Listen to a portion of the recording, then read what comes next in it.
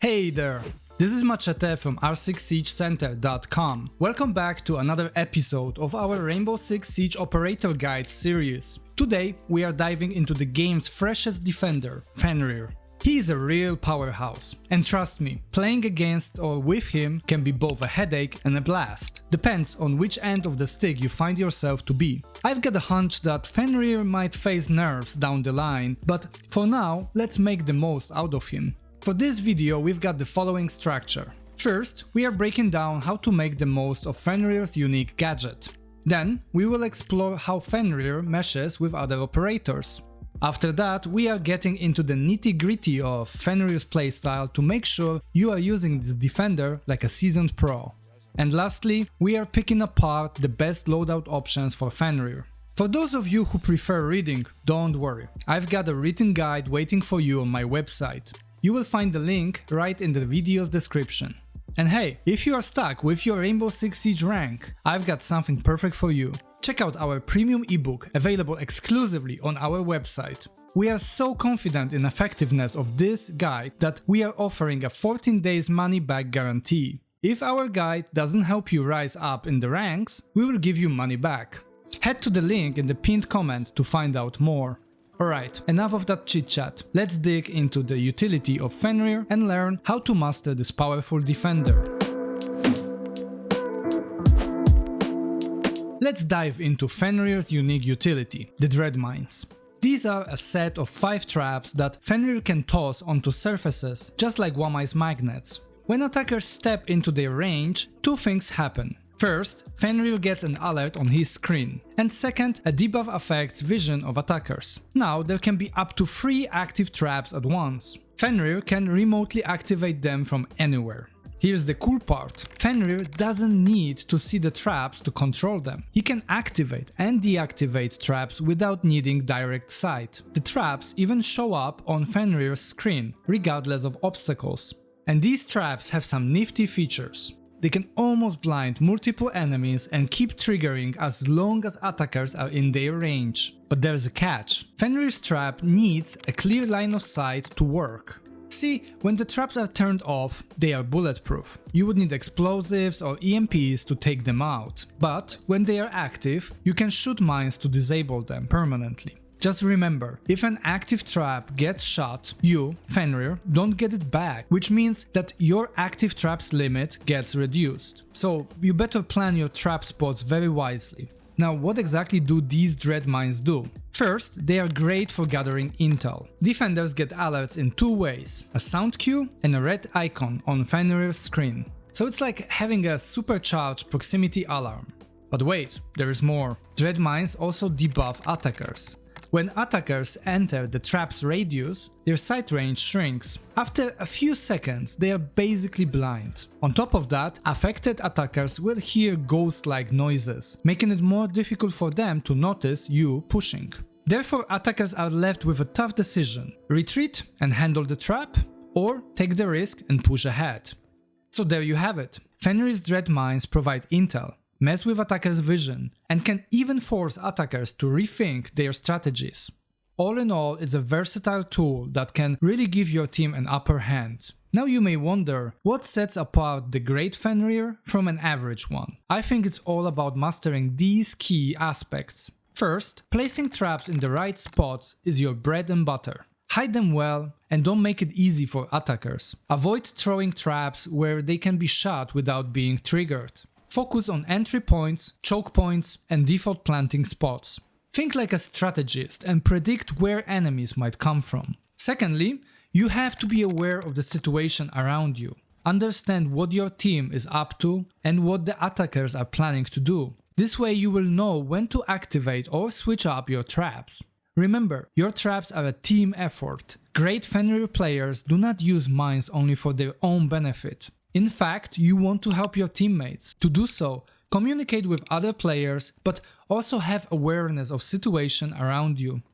At higher ranks, players are actually expected to understand the dynamics without every little thing being called out. In other words, you shouldn't expect your teammates to tell you every little thing happening in the match. Watch, listen, and think about what's going on and what are the implications of different inputs. Third, Playing around your traps like a pro is the goal. Use them to your advantage, whether it's for gathering intel or messing up attackers' vision. Playing around your traps is also about being patient. Wait for intel rather than just wildly popping out of cover, picking everything. This is especially important during the closing moments of the round. So many players get antsy, throwing out rounds by lacking patience on their end. Alright, before we move on from the topic of utility, let's spend some time discussing placement of traps. As discussed earlier, placement is crucial. We want to conceal our traps, place them in spots hard to see and reach by enemies. At the same time, we want the trap to impact enemies the most. So how do we achieve all of that? By my count, there are 3 levels of mastery in trap placement. The first level is all about placing traps on your side of the doorway or any other entry point. This way, attackers can't just shoot the trap without setting it off. Think of it as a little surprise waiting for them. Taking it up a notch, level 2 involves placing traps higher up, above doorways, windows or any other path attackers have to cross. This forces attackers to trigger the trap and turn their attention away from you. It's like catching them in a pincer move. And lastly, we have high-end tactics. Use the environment to your advantage. Nestle traps between shelves, hide them in cupboards, or tuck them away in debris. Take Oregon's master bedroom cupboard for instance. Attackers have to cross the room and your trap waits quietly in the cupboard, hard to spot and even harder to shoot. Or consider Chalette's bottom of the blue stairs. Here, you can stash your trap within the ceiling's debris. It's practically invisible. This kind of placement is the pinnacle of trap mastery, but it might not always be possible on every objective. Overall, you want to be as unpredictable as possible. The goal is to make them take risks and lose focus. To wrap up this section, be smart with traps, stay aware of your situation, and use those mines to your and your team's advantage. Keep practicing, keep experimenting, and soon enough, you'll be the Fenrir your team can rely on. Alright, now let's dive into how Fenrir interacts with other operators in Rainbow Six Siege. First up, let's talk about Synergies, when Fenrir's traps work hand in hand with other defenders. His traps pair up nicely with defenders who slow down enemies. Here are a few examples of best synergies in the game. Barbed Wire, Melusi's Banshee, Legion's Goo Mines, Clash's Electric Zaps. When these tools team up with Fenrir's traps, attackers get tangled up and can't move as fast. It's like trying to run through mud. These synergies make Fenrir's Dread Mines even more powerful than they already are. Of course, every operator has their weaknesses. Fenrir's traps can be countered by a bunch of tools attackers carry. First, there are explosives. Attackers with frag grenades or special explosive gadgets like Ash or Zofia have can blow up Fenrir's traps easily. Then we've got those sneaky drone experts like Twitch, Brava and Flores. Their drones can either destroy or take over Fenrir's traps. Plus, attackers with EMPs can also disable Dread Mines. Now, let's turn the tables. Who gets countered by Fenrir's traps? Well, Fenrir is not a counter to any particular operator. Instead, he is a great counter to pushes onto locations secured by his Dread Mines. In fact, Fenrir's Dread Mines are especially useful against teams that do not drone too much, nor use utility at entry points to objectives. He is all about securing locations and making attackers think twice. Now I want us to talk about how to really make Fenrir's playstyle work for you in Rainbow Six Siege matches. This section is all about finding your groove and using Fenrir's strengths to your advantage. See, Fenrir might be a 2-speed, 2-armor operator, but he shines really as an anchor. What's an anchor, you ask? Well, it's the defender who sticks close to the objective and holds it down. Fenrir's utility is perfect for this job. Sure, you could roam around with him, but then your traps won't be as helpful to your teammates. Your teammates won't be able to see the UI indicators of your traps being activated. So I suggest that you keep Fenrir close to the objective. So, how do you play with Fenrir? When the round kicks off, it's a smart move to start placing your traps. Keeping a spare trap for a later development during the round is a good idea. This should not be a problem since most objectives do not have more than 4 entry points anyway. To decide which traps to keep active, think about where your teammates are positioned and where you are as well. Then consider the most likely paths attackers will take.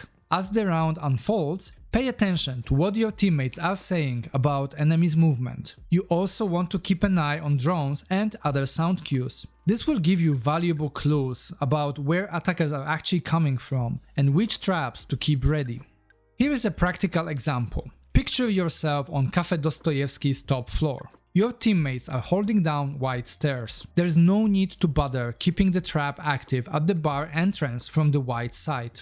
Instead, focus on cigar, skylight, and the new balcony under the hatch. Hold your angles and be patient. Wait for the traps to do their job, then pop out and start firing. And that's the deal with Fenrir's playstyle. Now, let's dive into the difficulty of playing Fenrir. I would say that he falls into the medium difficulty range. Here is why. Starting off, Fenrir has a low skill floor, meaning he is very easy to pick up and play. You can place his traps like a set and forget gadget, much like Ella's traps. But here's the twist. Fenrir truly shines when you adapt to how the round is unfolding. To really make the most out of his potential, you will need some key skills: situational awareness, knowing the maps inside and out, and having a good sense of the game's dynamics. These are not things that you learn overnight. It takes time, practice, and experience to acquire these skills. So in a nutshell, Fenrir's difficulty is a medium one. He is easy to get started with, but if you want to fully unlock his potential, you will need to build up your game sense and map knowledge over time. Lastly, let's talk about Fenrir's best loadout. Right now, you can see on the screen the loadout option I recommend to use when playing Fenrir. Here is why. My top pick for Fenrir is the MP7, hands down. The shotgun, often referred to as the sausage, is a bit limiting in terms of engagement range. This may change in the near future with the new season coming out and the new update to the shotguns, but for now, SMG is our pick. The MP7, on the other hand, is one of my personal favorite guns in the game. You should go with the flash hider attachment since the gun doesn't really kick much sideways anyway. And since Fenrir can't equip magnifying scopes, choose the 1.0 sight that suits your preference the most. Lately, I've been digging the Holo A and B sights. For your secondary, go with the bailiff. This little pocket shotgun lets you open up new angles and hatches. Keep in mind that it takes a bit more time to make a proper rotation with the bailiff, but it's definitely doable. This comes in handy when your team doesn't have other shotguns for creating rotations. To maximize the holes made by your bailiff, move sideways and without ADS to make the holes bigger. This way the spread is larger than it would be otherwise. When it comes to gadgets, pick barbed wire. As we discussed in the Synergy section, barbed wire synergizes extremely well with his traps. Barbed wire slows down attackers, making the blindness effect of Fenrir's dread mines even more effective. No longer can attackers just rush through the trap's radius to get rid of the effect. To maximize its impact, place the barbed wire in conjunction with your traps. Set it up in choke points or entryways near objective. Now, about the bulletproof camera. I would recommend to pick this up only when you have loads of barbed wire in your squad and specifically when you are playing with a pre-made group. This way you can coordinate with your teammates on where to place the barbed wire to enhance your setup, leaving you with flexibility to place your camera as you wish. So, there you have it. Those are my thoughts on playing Fenrir in Rainbow Six Siege. Before we finish, let's summarize his strengths and weaknesses. First, Fenrir pros are: he has very strong utility which provides both intel and debuff. He has access to very good loadout kit. And lastly, he has a high skill ceiling. Fenrir's cons are: he lacks access to any explosives. He also requires advanced map knowledge to truly shine. Like I mentioned in the intro, I believe Fenrir will eventually get nerfed. He is simply really damn good at the moment. He's one of my favorite operators to play right now in Rainbow Six Siege. What do you guys think about Fenrir? Does the joy of having him in your team outweigh the pain of playing against him? Or are you just banning him a lot? If you enjoyed this video, then I would appreciate your like. It only takes a moment of your time, yet helps me significantly to reach more people on YouTube. And if you want to see more videos about Rainbow Six Siege, then make sure to subscribe to my channel. Thank you for your time, and I'll see you in the next one.